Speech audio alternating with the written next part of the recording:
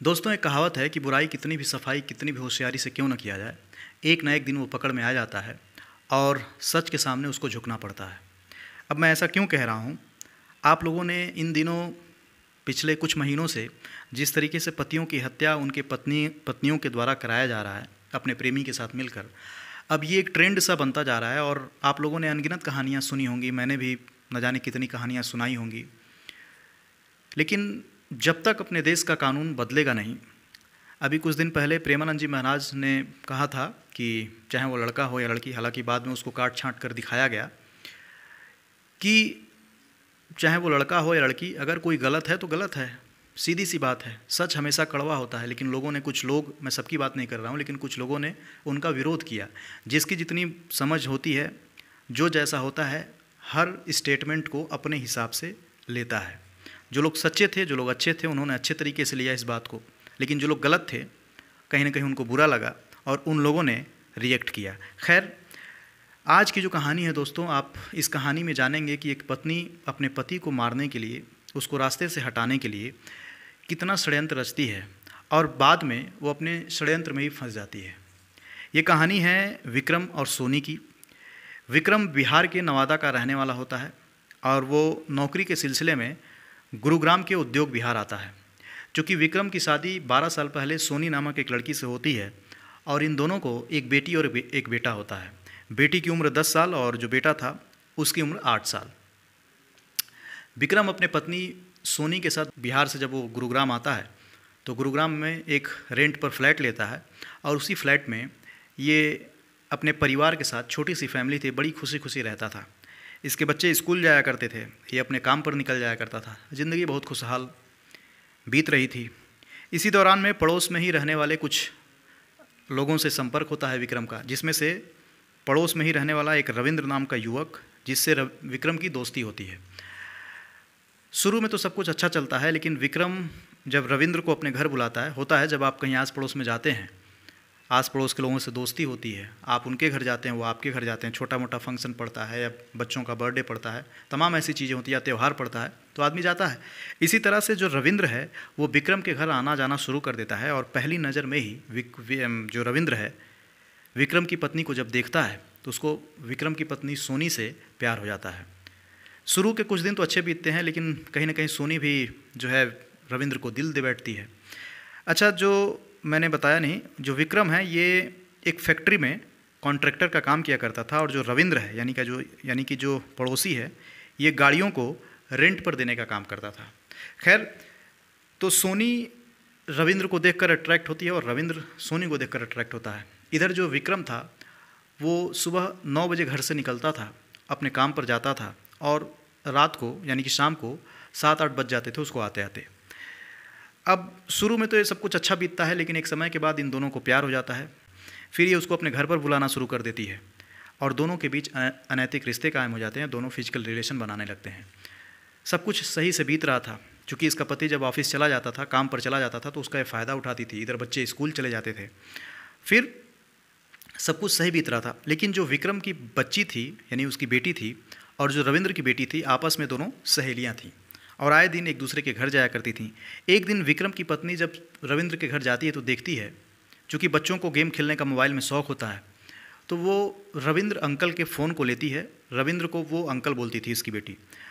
उसके फ़ोन को लेती है गेम खेलने के लिए, लेकिन देखती है जैसे ही वो वीडियो में गैलरी में जाती है तो देखती है कि उसकी माँ का कुछ आपत्तिजनक वीडियोज़ उनके बगल वाले अंकल के साथ मौजूद है। और ये सब देखने के बाद विक्रम की बेटी घबरा जाती है, डर जाती है। वो फ़ौरन उस वीडियो को डिलीट करती है और डिलीट करने के बाद वहाँ से अपने घर चली जाती है।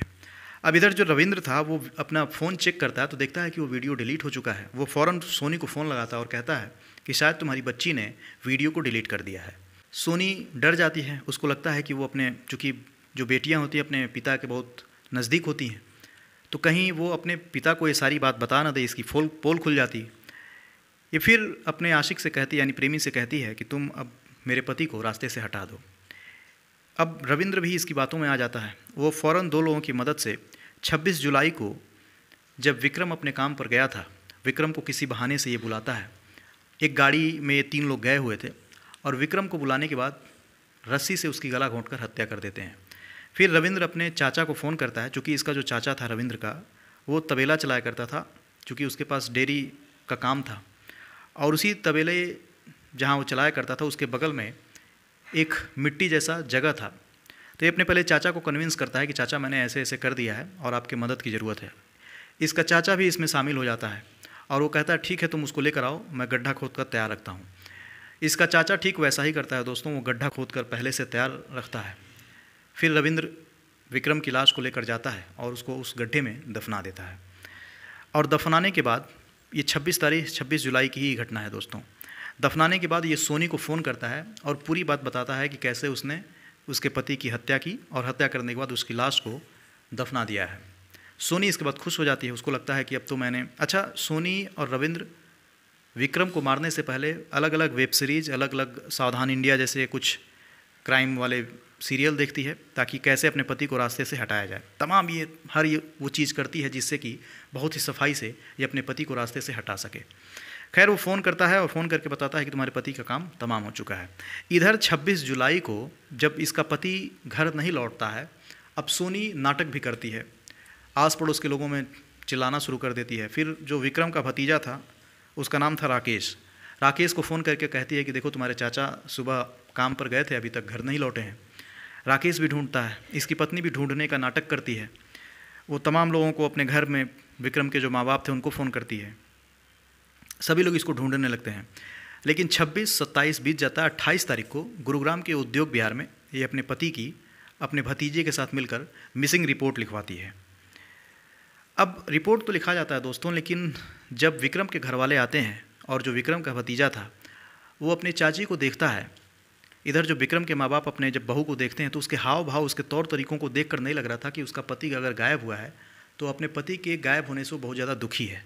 वो देखते हैं कि उसका बिल्कुल नॉर्मल सा फेस है, नॉर्मल तरीके से रिएक्ट कर रही है। पुलिस भी जब पहली नज़र में सोनी को देखती है, उसके हाव भाव को नोटिस करती है, तो पुलिस वालों को कहीं ना कहीं शक सोनी के ही ऊपर हो रहा था और वो भी यही कह रहे थे कि हो ना हो कहीं ना कहीं विक्रम की मिसिंग में इसकी पत्नी का तो हाथ नहीं। खैर पुलिस वाले रिपोर्ट लिख लेते हैं और कहते हैं कि आप जाइए, जो भी होगा हम आपको बता देंगे। अब इधर होता यह है कि जो विक्रम के घर वाले थे, बीतते दिन के साथ उनको शक अपने बहू के ऊपर होता है। एक दिन घर वाले लड़ पड़ते हैं और सोनी से कहते हैं कि तुम ही जिम्मेदार हो विक्रम के गायब होने में और तुमने ही कुछ किया है। फिर वो कहती है कि हो सकता है कि रविंद्र ने ही विक्रम को मरवा दिया हो। अब जैसे ही घर वाले ऐसी बात सुनते हैं वो कहते हैं रविंद्र क्यों मरवाएगा। तो वो कहती है कि एक दिन जब मैं घर पर अकेली थी तो रविंद्र ने इसका फ़ायदा उठाया और उसने मेरा रेप किया और रेप करने के बाद वीडियो बना लिया। और वीडियो बनाने के बाद वो मुझे ब्लैकमेल करता था और कहता था कि अगर तुमने किसी को कुछ भी बताया तो वीडियो मैं वायरल कर दूंगा, और आए दिन वो धमकी दिया करता था। और हो सकता है उसी ने विक्रम को मारा हो, यानी कि रविंद्र ने विक्रम को मारा हो। फ़ौरन जो विक्रम के घर वाले थे, उसके माँ बाप थे, उसका जो भतीजा था, वो पुलिस स्टेशन जाते हैं और कहते हैं कि साहब विक्रम को मारने में, यानी विक्रम के मिसिंग में रविंद्र का हाथ है। पुलिस वाले रविंद्र को उठाते हैं, रविंद्र से कड़ाई से पूछताछ होती है। वो पहले तो इधर उधर की बातें करता है, लेकिन पुलिस वालों के सामने वो टूट जाता है और फिर अपनी कहानी एक्सेप्ट करता है, अपने जुर्म को एक्सेप्ट करता है और कहता है कि साहब मैंने सोनी के कहने पर, चूँकि हम दोनों के बीच अवैध रिश्ते थे और उसकी बच्ची ने मोबाइल में वीडियो देख लिया था, जिसके बाद हम दोनों ने प्लान किया कि उसकी बेटी कहीं अपने पिता से सारी बात बता न दे, और इसीलिए हम दोनों ने मिलकर सोनी के कहने पर, सोनी ने मुझसे कहा कि तुम मेरे पति को रास्ते से हटा दो, तो मैंने 2 लोगों के साथ मिलकर उसके पति की हत्या कर दी। तो पुलिस वाले कहते हैं कि देखो जो तुम्हारी प्रेमिका है सोनी, वो तुम्हारे ऊपर रेप का आरोप लगा रही है और कह रही है कि तुमने उसका रेप किया और उसको ब्लैकमेल कर रहे हो। वो और डर जाता है, वो कहता है नहीं साहब ये मुझे फंसा रही है, अपने पहले पति को मरवाया, अब मुझे फंसा रही है ताकि ये बच जाए। लेकिन अगर आपको नहीं विश्वास है तो आप उस दिन का कॉल डिटेल चेक कर सकते हैं। चूँकि जब रविंद्र ने सोनी को फ़ोन करके कहा कि उसने उसके पति की हत्या कर दी है, तो उसके फ़ोन में कॉल रिकॉर्डर था और उस रिकॉर्डर में सारी बात रिकॉर्ड हो चुकी थी। पुलिस वाले जैसे ही उस रिकॉर्डर को देखते हैं तो उसमें सोनी और रविंद्र की बातचीत हुई रहती है। अब इसके बाद जो है सोनी के बचने का कोई विकल्प था नहीं। पुलिस वाले फ़ौरन सोनी को गिरफ्तार करते हैं, यानी कि वो एक तरीके से अपने पति को मरवाने के बाद अब अपने प्रेमी को फंसाना चाह रही थी रेप केस में, और ख़ुद वो बचना चाह रही थी। मतलब कमाल है। खैर पुलिस वाले सोनी को पकड़ते हैं और पकड़ने के बाद उससे जब कड़ाई से पूछताछ होती है, ऑलरेडी टूट चुकी थी वो, और फ़ोन रिकॉर्डिंग सुनने के बाद उसके पास कोई विकल्प नहीं था, वो भी अपने जुर्म को एक्सेप्ट करती है और कहती है कि साहब मेरी बच्ची ने वीडियो देख लिया था और मेरे पति को कहीं ना कहीं शक तो पहले से ही था, चूँकि विक्रम बहुत ही सीधा साधा और एक सच्चा इंसान था। शक उसको बहुत पहले ही हो गया था, लेकिन उसने अपनी बीवी की नज़रों में अच्छा बनने के लिए, ताकि उसको ये न लगे कि उसका जो पति है वो अपनी पत्नी के ऊपर शक कर रहा है, शक की निगाह से देख रहा है। उसको लगता है कि उसकी पत्नी सुधर जाएगी, लेकिन काश वो पहले ही संभल गया होता। खैर, जो होना होता है दोस्तों हो जाता है। पुलिस वाले इन दोनों को पकड़कर जेल भेज दिए हैं, लेकिन जो सबसे अफसोसनाक बात है वो ये है कि इसके दोनों बच्चे जो है वो अनाथ हो गए। बाप का साया छिन गया, और जो इसकी माँ है अब हमेशा हमेशा के लिए जेल में, पूरा उसका जीवन वहीं गुजरेगा दोस्तों। एक छोटी सी गलती और कैसे इंसान अपने जीवन, अपनी ज़िंदगी बर्बाद कर लेता है, इस कहानी से सीखा जा सकता है। ये अपने प्रेमी के साथ मिलकर जो भी रिकॉर्डेड वीडियोज़ होते थे वो देखा करती थी। इसका प्रेमी यानी कि रविंद्र भी देखा करता था। सोचिए मतलब कैसी मानसिकता है।